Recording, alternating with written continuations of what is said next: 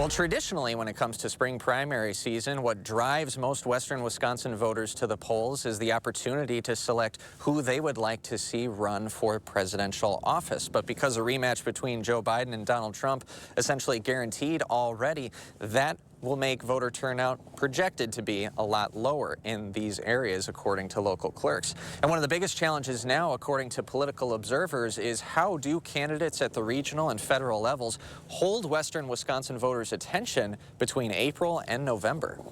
We are in such unique territory. UW-La Crosse political science professor Anthony Chergosky says Wisconsin spring elections can check 3 boxes: a competitive presidential primary, a state Supreme Court race, and statewide ballot measures. We only check one of those 3 boxes this time around. And that one box, Chergosky says, is unlikely to move the voter turnout needle. I think they could motivate the Republican base a bit, but I don't see them as kitchen table issues. Chergosky says it's also unfair to judge this year's voter turnout because of what happened just a year ago in Wisconsin.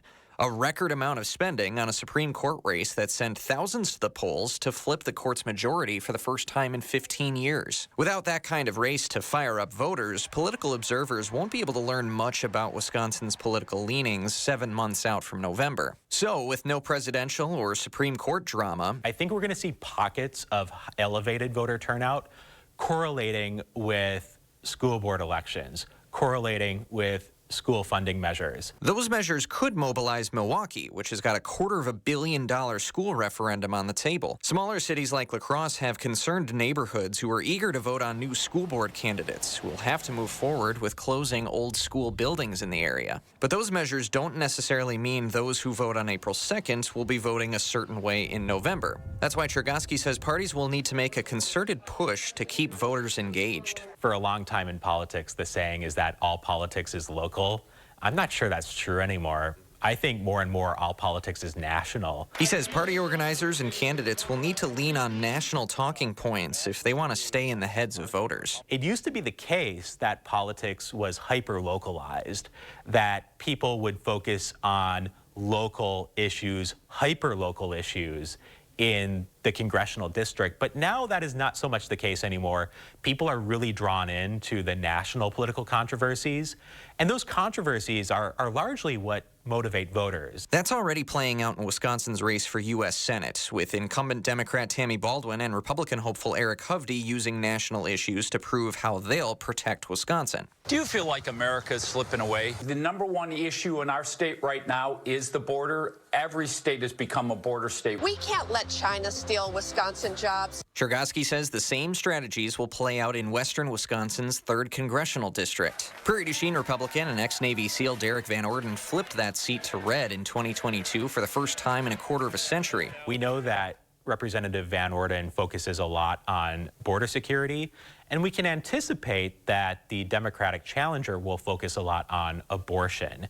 Given the signs that Democrats have from the state Supreme Court election, from the 2022 midterms, that their stance on abortion could help them win over some of those key swing voters. But just like 2022, a few Democrats first have to battle each other to try and face Van Orden. Eau Claire entrepreneur Rebecca Cook fell just short of Brad Pfaff for the nod last election and was quick to join the race again this cycle. The relative unknown Eric Wilson is challenging her in her own backyard, while Democratic State Assemblywoman Katrina Shanklin from Stevens Point is hoping to jump to the House after a decade serving in Madison. Chergosky says those Democrats will still be in fundraising mode for now. We haven't seen the candidates really engage one another.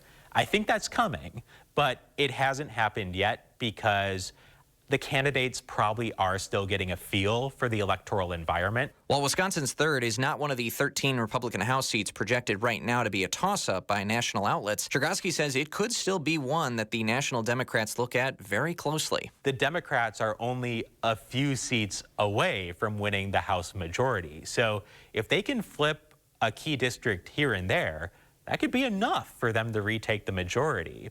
So there's going to be pressure on national Democrats to invest in western Wisconsin, to invest in the 3rd U.S. House of Representatives district in the state. Van Orden in 2022 had a greater war chest than current state senator Brad Pfaff. The National Party infamously pulled funding for a media blitz in the final month of the campaign, which some say helped Van Orden secure victory. I imagine that Rebecca Cook and Katrina Shankland are getting asked a lot on the campaign trail about how they will convince national Democrats to invest financial resources in this district. The FEC's latest data says Van Orden leads district candidates in cash on hand with $1.6 million.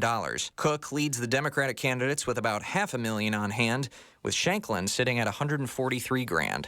Of the three Democratic candidates, Chergosky says it's too early to tell who's the most viable, but both women have things going their way. Shankland has the credibility of having run and won before. Meanwhile, Rebecca Cook is trying to build on the momentum she developed from the 2022 election and has proven herself to be a very strong fundraiser. Without a competitive spring presidential primary, though, building any sort of momentum in the 3rd District and elsewhere won't be easy. And that's where grassroots efforts and national conventions in the Midwest may play a big role over the next few months.